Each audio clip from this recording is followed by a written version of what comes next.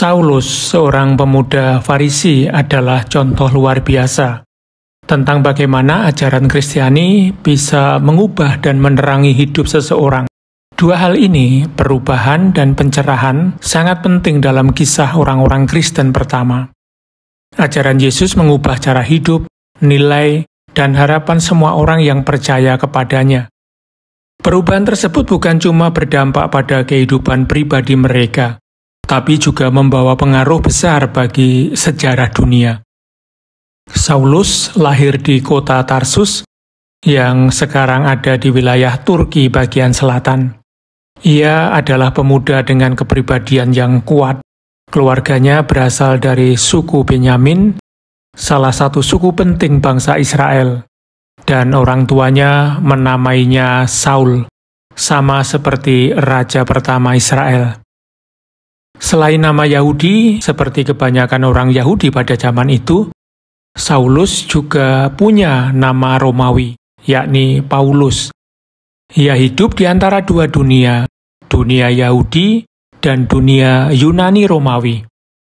Tulisan-tulisannya menunjukkan bahwa ia paham baik ajaran kitab suci Yahudi maupun filsafat dari dunia Romawi dan Yunani.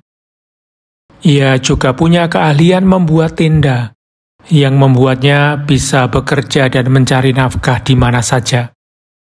Paulus mewarisi kewarganegaraan Romawi dari ayahnya. Status ini memberinya hak-hak hukum dan perlindungan di seluruh wilayah Kekaisaran Romawi.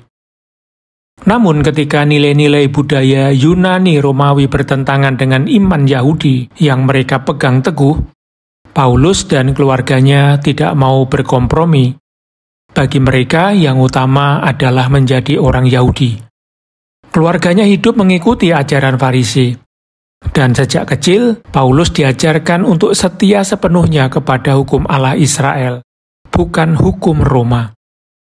Karena itu, Paulus belajar kepada Gamaliel, salah satu tokoh penting dalam agama Yahudi, Sanhedrin, dan guru agama yang sangat dihormati pada masa itu. Setelah menyelesaikan pendidikannya, Paulus menjadi seperti misionaris Farisi. Ia menyebarkan ajaran hukum Allah kepada orang-orang non-Yahudi yang mau memeluk agama Yahudi. Saat pertama kali Paulus muncul dalam kisah, ia terlihat sangat giat melawan para pengikut sebuah kelompok baru yang muncul di kalangan bangsanya. Ia menganggap kelompok ini sebagai ancaman besar bagi Israel. Kemungkinan yang membuat Paulus merasa kelompok ini berbahaya bukan semata karena mereka percaya Yesus adalah Mesias. Baginya itu mungkin terdengar aneh, tapi tidak sampai menghina Tuhan. Yang benar-benar mengganggunya adalah bahwa beberapa pengikut kelompok ini mengatakan bahwa hukum Taurat dan bait suci sudah tidak lagi menjadi pusat kehidupan iman. Bagi Paulus, pernyataan seperti itu menyerang inti dari apa yang ia yakini dengan sepenuh hati. Paulus sebenarnya hampir tidak punya kesamaan dengan para pengikut Yesus. Apa yang ia ketahui tentang gerakan itu justru membuatnya ingin segera memusnahkannya. Saat ia mulai benar-benar memperhatikan agama Kristen, ia merasa sangat menolak dan jijik terhadapnya. Namun suatu hari terjadi sesuatu yang luar biasa, yang sepenuhnya mengubah cara pandangnya. Dalam surat-suratnya, Paulus menceritakan pengalaman itu dengan berbagai cara. Dalam satu versi, Yesus menampakkan diri kepadanya. Di versi lain, Allah menunjukkan anaknya kepadanya, atau ia melihat Tuhan, atau bahkan ia merasa ditakuti oleh Yesus. Peristiwa ini dianggap begitu penting dan luar biasa oleh penulis kisah para rasul. Sampai-sampai ia menceritakannya secara lengkap sebanyak 3 kali dalam bukunya yang sebenarnya cukup ringkas. Menurut salah satu cerita dalam kisah para rasul, saat Paulus sedang dalam perjalanan menuju kota kuno Damsyik, ia membawa surat kuasa untuk menangkap orang-orang yang mengikuti ajaran Yesus. Namun tiba-tiba cahaya yang sangat terang bahkan lebih terang dari matahari, menyinarinya dan membuatnya terjatuh ke tanah, dan ia pun menjadi buta. Lalu terdengar suara yang memanggil namanya dalam bahasa Ibrani, "Saulus, Saulus, mengapa kamu menganiaya aku?" Pertanyaan itu membuat Paulus bingung karena ia merasa sedang membela ajaran Tuhan. Maka ia bertanya, "Siapa engkau, Tuhan?" Suara itu menjawab, "Akulah Yesus yang kamu aniaya." Sejak saat itu hidup Paulus berubah total. Penglihatan itu menerangi hati Paulus tetapi membuat matanya buta. Karena itu teman-temannya harus menuntunnya untuk sampai ke kota Damsyik. Di sana selama 3 hari Paulus tidak makan dan menunggu tanda dari Tuhan. Sementara itu seorang murid bernama Ananias mendapat penglihatan dari Tuhan. Ia diperintahkan untuk mencari Paulus dan memulihkan penglihatannya. Ketika Ananias meletakkan tangannya di atas Paulus, tiba-tiba sesuatu seperti sisik jatuh dari mata Paulus, dan ia bisa melihat kembali. Saat Paulus sedang berpuasa, dia mendapat penglihatan yang memberitahukan misinya, yaitu menyebarkan nama Yesus ke seluruh dunia.